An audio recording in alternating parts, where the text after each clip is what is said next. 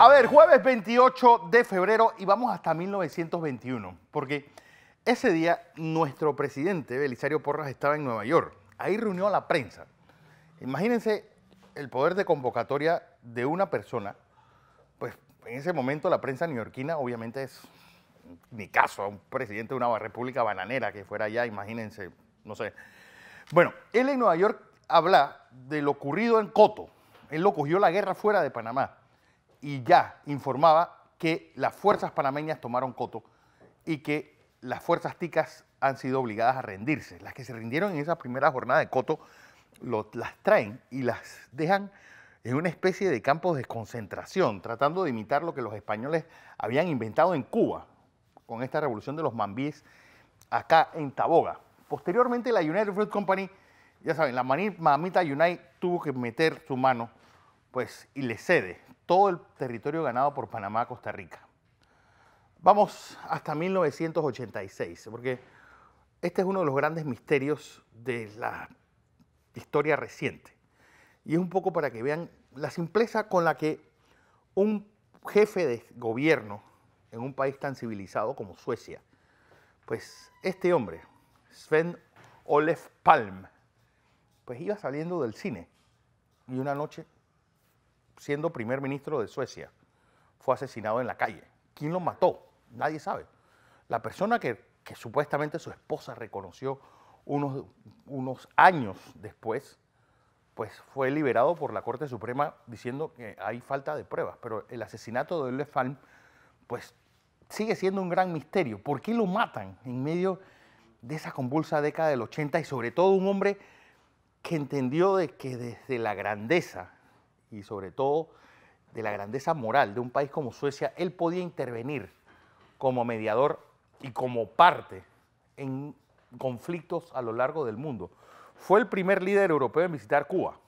Ok, líder europeo pues, de un país democrático. Tomó partido a favor de del Congreso Nacional Africano y de Nelson Mandela en medio de todo lo que era el apartheid.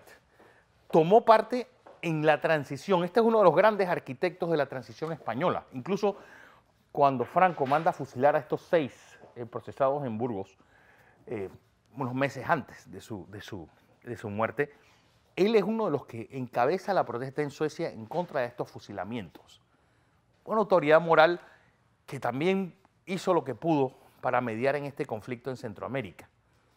Desgraciadamente para el mundo, para Suecia, para la Unión Europea, pues una vida truncada con 59 años, pues de ese gran amigo de las causas justas en el mundo, Olof Palme.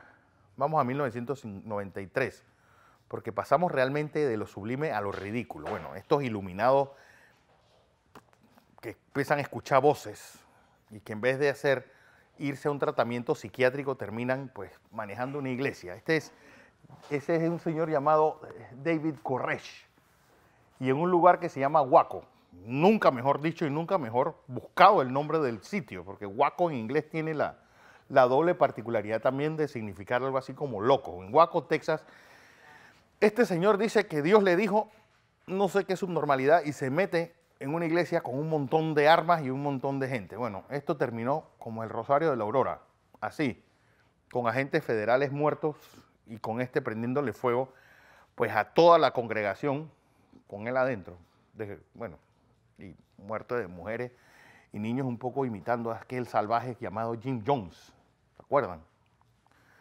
Que le dio una especie de Kool-Aid con cianuro a toda la congregación en Guyana en 1977.